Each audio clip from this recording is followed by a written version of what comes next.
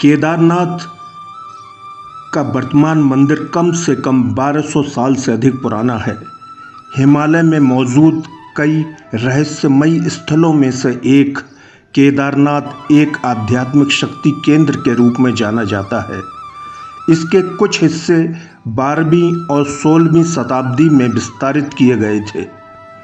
एक पौराणिक कथा के अनुसार महाभारत का युद्ध समाप्त होने के बाद कौरव भाइयों की हत्या के पाप से पांडव मुक्ति पाना चाहते थे, जिसके लिए वह भगवान शिव की खोज में हिमालय की ओर गए थे।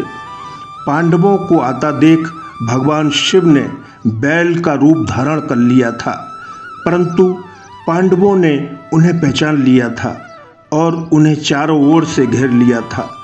इसके बाद ही भगवान शिव धरती में समा गए थे। केवल उनका पृथ्वी के ऊपर कुंवड़ रह गया था। ये घटना द्वापर युग में घटी थी। जिस स्थान पर ये भोलेनाथ का कुंवड़ था, वहीं पर पांडवों ने प्रथम केदारनाथ मंदिर का स्थापन अपने हाथों से किया था। इसके बाद ही पांडव स्वर्ग की ओर गए थे। ये मंदिर उत्तराखंड के 4 धामों में से एक है। पांडवों की देह का अंत होने के बाद प्राकृतिक आपदाओं के कारण ये मंदिर केवल अवशेष रूप में रह गया था, जिसे आदि गुरु शंकराचार्य ने 8वीं-9वीं सदी में इसका पुनर्निर्माण कराया था। आज जिस स्थान पर यह शिवलिंग है, वहाँ पर केदार नामक राजा का शासन था। भूमि का यह हिस्सा केदारनाथ खंड कहलाता था।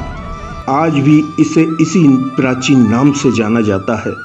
केदारनाथ मंदिर उत्तराखंड में 4 धाम और पंच केदार का यह हिस्सा है। हिंदुओं के लिए ये आस्था का गौरवशाली केंद्र है। केदारनाथ मंदिर का शिवलिंग पिरामिड के आकार का है, इसलिए ये सबसे अनोखा है। भारत के भगवान शिव के 12 ज्योतिर्लिंगों में से अलग एक ये अनूठा ज्योतिर्लिंग है। धार्मिक मान्यताओं के अनुसार केदारनाथ में बहने वाली ठंडी हवा स्वर्ग से पहले सीधे केदारनाथ आती है। इसके बाद ही पृथ्वी की निचली सतह की ओर बढ़ती है, जहां प्राणियों को जीवन प्रदान करती है। इस ज्योतिर्लिंग की स्थापना के विषय में पुराणों में एक और उल्लेख मिलता है।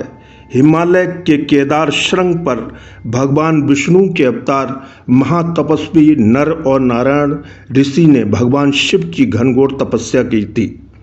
उनकी तपस्या से प्रसन्न होकर भगवान शिव ने हिमालय को नर और नारायण ऋषि के विनय पर हिमालय को अपना निवास बनाया था। इस धाम की समुद्र तल से ऊंचाई 3583 मीटर है। केदार धाम की यात्रा में 4-5 दिन का समय लगता है। यहाँ जाने के लिए गौरीकुंड तक रेल या सड़क मार्ग से भी जाया जा सकता है। ये रास्ता 18 किलोमीटर लंबा पैदल मार्ग है। यहाँ मौसम मिनट पर बदलता रहता है। कभी कभी मौसम बहुत खतरनाक भी हो जाता है। यहाँ बर्फ हमेशा बनी रहती है।